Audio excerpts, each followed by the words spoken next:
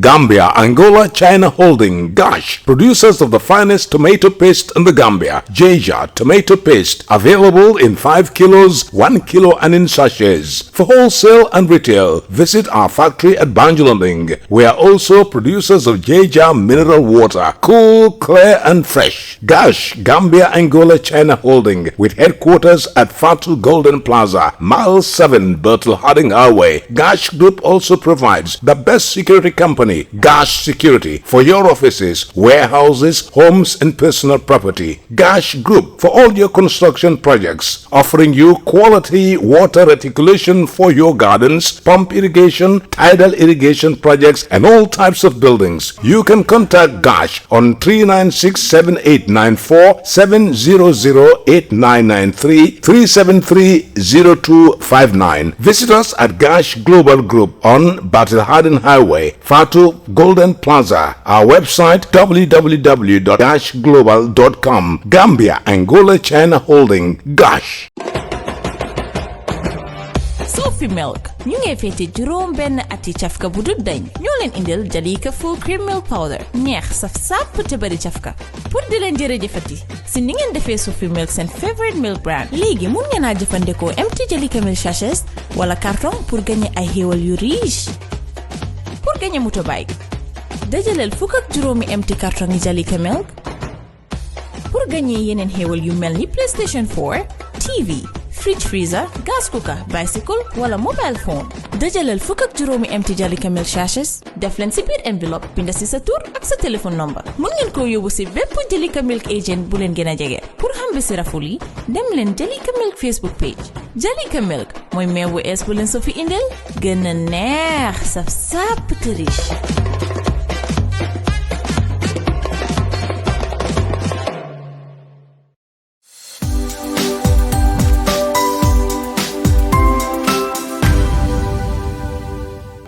South Africa Global is the first and biggest private estate developer in the Gambia and present in 7 other African countries. We take pride in leading innovation in all spheres of real estate sector in the Gambia and beyond. As such, we are launching the development of the first smart and modern office and retail towers in the Gambia called TAF Twins. The TAF Twins is located in the heart of the Kanifing institutional area and 10 minutes drive away from Banjul. TAF Twins is designed to have 5 floors of office spaces ranging from 50 square meters to over 1,000 square meters with 2 elevators, central air conditioning, 24 hours electricity and water supply, with the ground floor reserved for banking, supermarket, restaurant and coffee shop. For your bookings and reservations, please call now on 376-2333 or 776-2333. Thank you.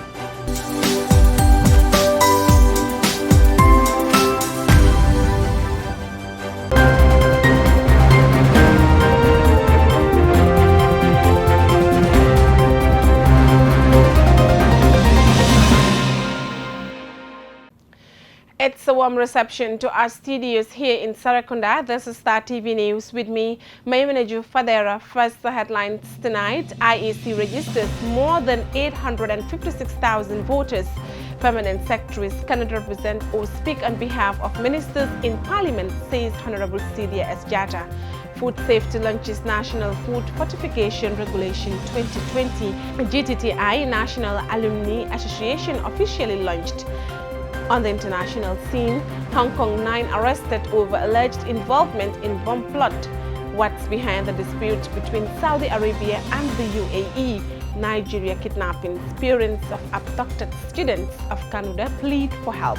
Well, those were the headlines. So now the news in detail.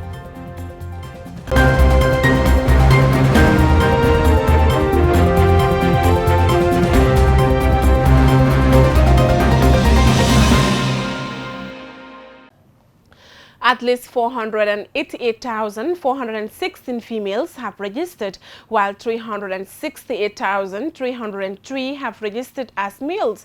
The Commission said in a press release the IEC wishes to inform all Gambians that the general registration of voters shall end on Sunday, 11th July 2021, and therefore reminds all qualified Gambians who have not yet registered to register, as there shall be no extension of the voter registration.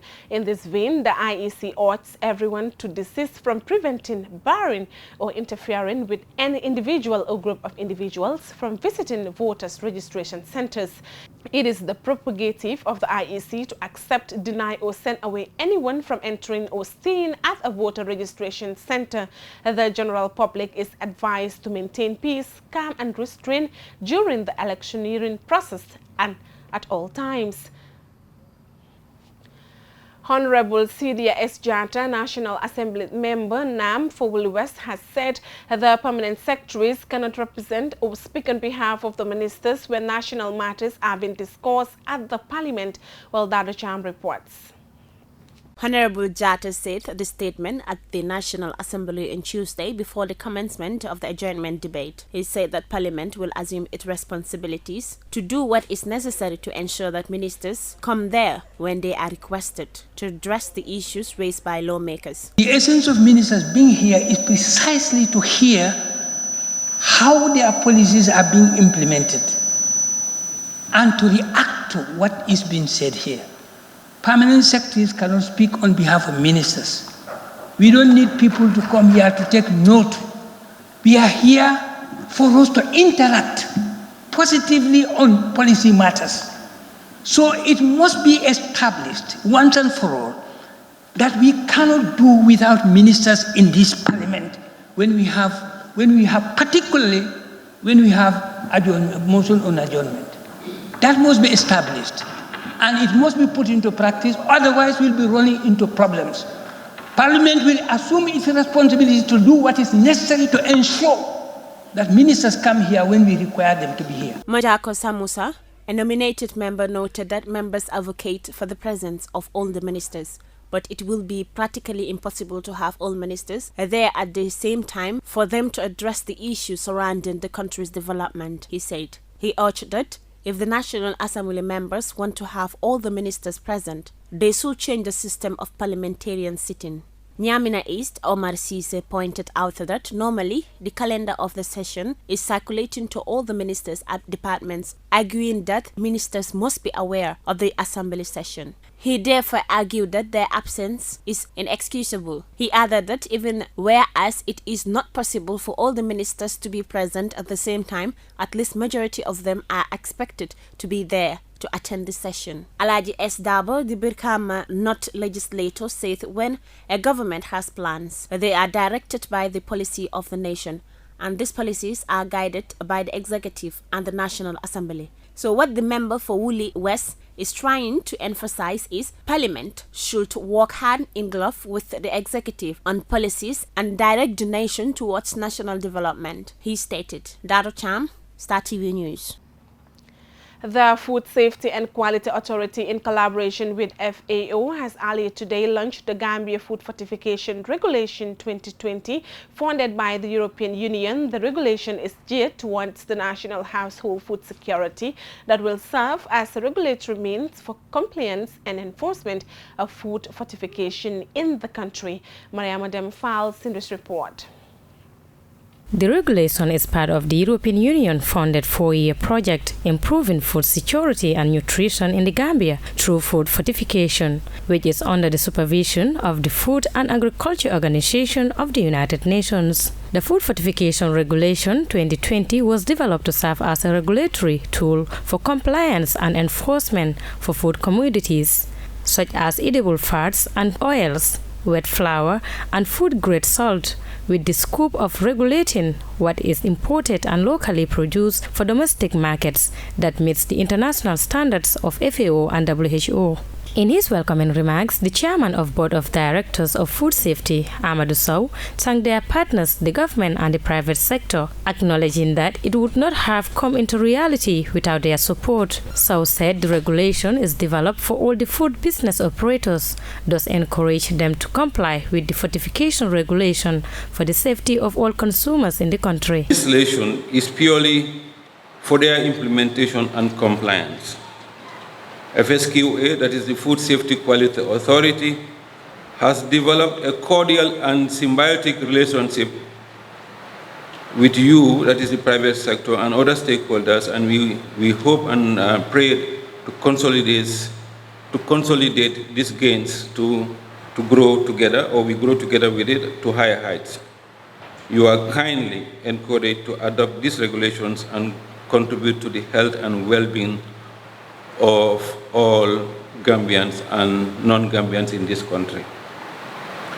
The FAO control representative, Mosibudi Rampedi, said the regulation will promote and ensure the consumption of micronutrient foods, industrial and biofortified foods to promote better nutrition results. She further acknowledged the food safety's commitment in raising awareness and supporting skills required for production, conservation, and consumption of nutrition-rich foods. This initiative, she said, will reinforce the regulatory assistance and promote public-private partnership on food fortification. We owe citizens the right to consume food that is sufficient in quantity and quality in order to meet their dietary needs and food preferences for a healthy and active life. For today, Madam Vice President, honorable ministers and governors, we are here to launch the Food Fortification Regulations 2020. They provide the necessary legal authority and a regulatory framework to implement an effective food fortification program for better nutrition.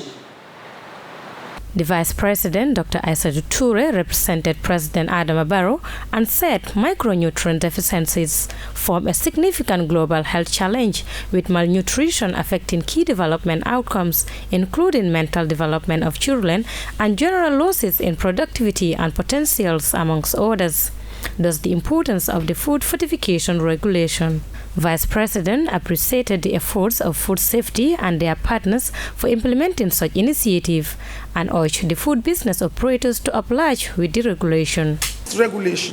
I am urging producers, manufacturers, importers, and distributors of wheat flour, edible oil, and salt to comply with the requirements of the regulation to improve the micronutrient status of the Gambian population and, by extension, protecting the health of the consumers. I am equally urging consumers of these foods to demand for safe and nutritious food by making informed choices.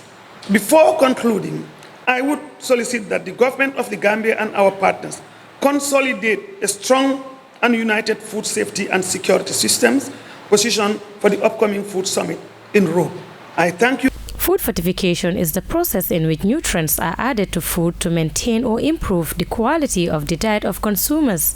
It's, however, required due to insufficient intake of vitamins and minerals due to the consumption of predominantly processed food. Fortified food is a proven safe and effective strategy for improving diets and for the prevention and control of micronutrients deficiencies. Meanwhile, the food fortification regulation states that any person or establishment engaged in the food business operation shall manufacture, process, import, sell, distribute, or advertise. Meanwhile, the food fortification regulation states that any person or establishment who manufacture, process, import, sell, distribute, or advertise without the fortified micronutrients as per of the corresponding Gambian standards referenced in the same schedule of this regulation commits an offense and is liable to a fine of not exceeding $100,000.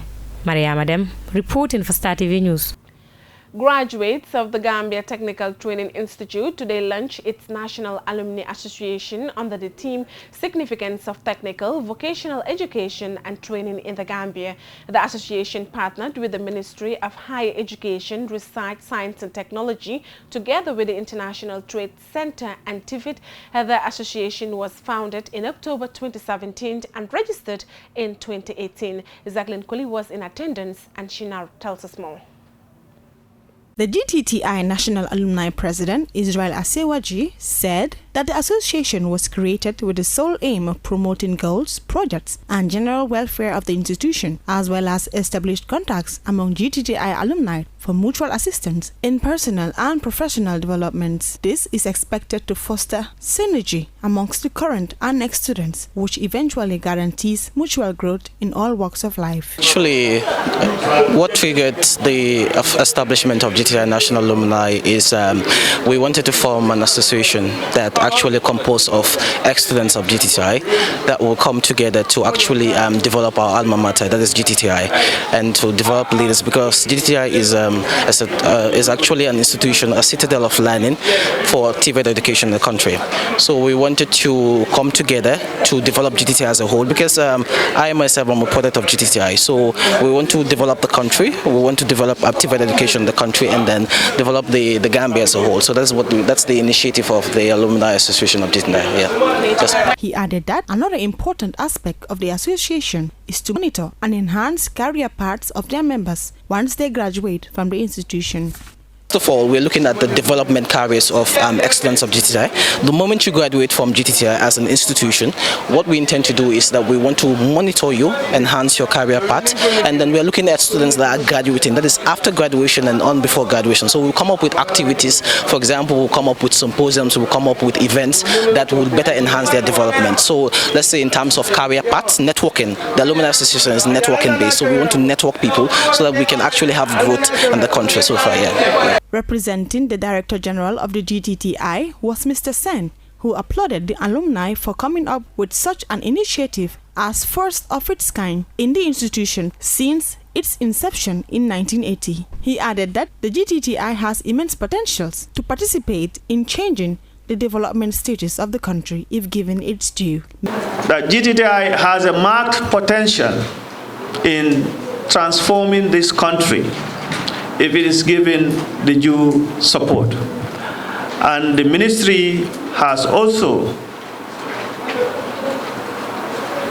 tried to give maximum focus and attention, with all due respect, to make sure GTTI is given all the desired support in terms of accomplishing its national mandate. Meanwhile, the Inside Training Center is underway to launch its Alumni Association with regard to the TVET Roadmap Standard. The aim of the vocational and education training in the Gambia is to contribute to promoting self-employment, eradicating poverty, promoting employability, and the enhancement of socio-economic development. Jacqueline Coley for Star TV News. Well, those were the local stories. We'll be back with international news. Please stay tuned. We'll be right back.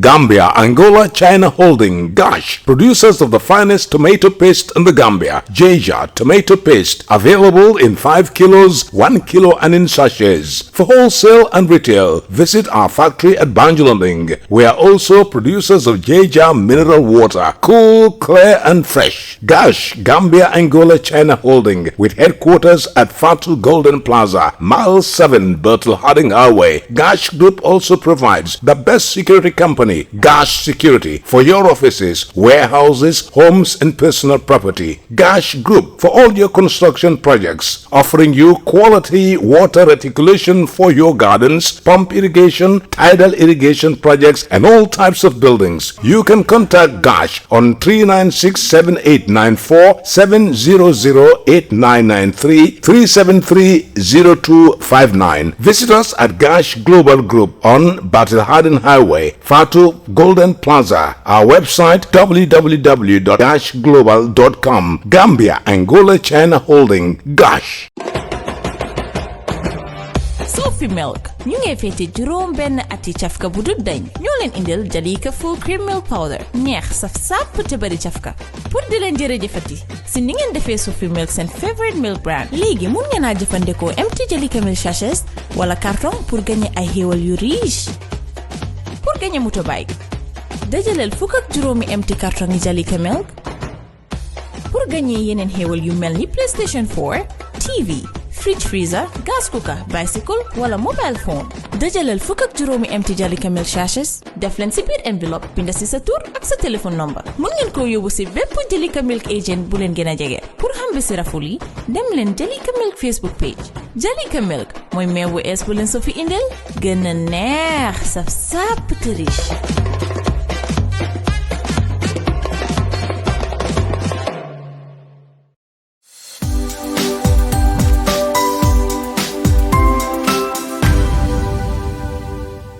South Africa Global is the first and biggest private estate developer in the Gambia and present in 7 other African countries.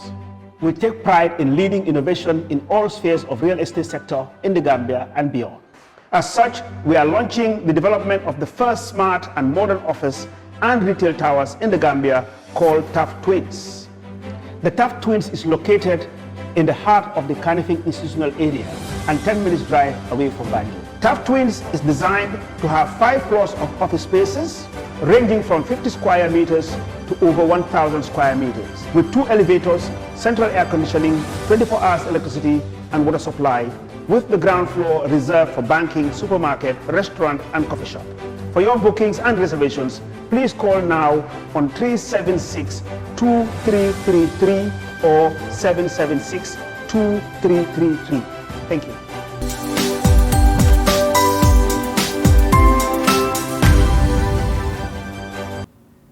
Welcome back. After that short break, still the news. We now look at the news beyond our borders. Police in Hong Kong have arrested 9 people suspected of involvement in a bomb plot. They are accused of making explosives to plant at multiple sites across the city. 6 secondary school students are among the suspects. Al Jazeera's Andrew Brown reports. Hong Kong police presented the media with evidence of what they say was a plot to make and plant bombs across the city. Helmets, shields, air guns, walkie-talkies and chemicals, and a list of targets. Including the cross-harbour tunnel, railways, courtrooms, and even they wanted to lay the bomb in the rubbish bin on the street with a view to maximize the damage caused to the society. 6 of those arrested are secondary school students. It is a tense time in Hong Kong. It's almost a week since a man died after stabbing a police officer and then himself. Security officials classified it as a lone wolf terrorist attack. Messages on social media later offered condolences to the assailant's family. The events of the past few days demonstrate that the anti-government protest movement may not have been entirely extinguished, and that, say analysts, may lead to a new and wider campaign against dissent. It's a year since a sweeping national security law was imposed on Hong Kong. Now the government is proposing legislation to amend the privacy law, a response to the protests in 2019, when private details of police, judges and journalists were disclosed online, a practice known as doxing. But tech companies like Google, Twitter and Facebook are worried the proposed changes could lead to local employees being fined or jailed if they refuse to hand over data to the Hong Kong government. As a consequence, they've warned they might quit the territory, one of the world's leading financial centres. Hong Kong's chief executive says that only illegal behaviour is being targeted. As we all know, many people in Hong Kong have been traumatized by doxing on the internet for a long time. This brought support in society to solve this problem. So this time, the amendment to the legislation is to solve this problem. Experts say the proposed changes add to the mood of uncertainty among foreign investors. This could have a very negative impact on Hong Kong's business climate, on its reputation for free flow of information. Now, for some, the territory's reputation for safety is also being questioned. Adrian Brown, Al Jazeera, Hong Kong. A recent dispute at an OPEC meeting has exposed the growing strains between Saudi Arabia and the United Arab Emirates. The Emirate government strongly rejected a Saudi-led deal to raise production beyond the cap set for early next year. The UAE blocked the agreement, calling it unfair and demanding an increase in its own production. The 2 Gulf countries have differed on a number of issues in recent months. So what impact will this breakdown have on the region? More in this report by Doreen Abu Haida. It's a pleasure to be with you today. The relations have always gone through, an ebb and a flow. The relationship has peaked and climaxed at moments in which they found that their interests align, and at other times they have diverged. Certainly what happened the past few days is not a surprise in terms of their interests diverging. We've seen it diverge in Yemen in the past. We've seen it diverge in terms of the rapprochement with Qatar in the Gulf, and so on. This is a part of a long series of events that speak to a dynamic relationship, one that has its ups and downs. Okay, true, they have diverged, and we'll get into the specific differences in a moment. But traditionally, at least, Badir, their differences weren't so publicly discussed. So how rare is this public disagreement over the issue of oil output at the OPEC Plus meeting?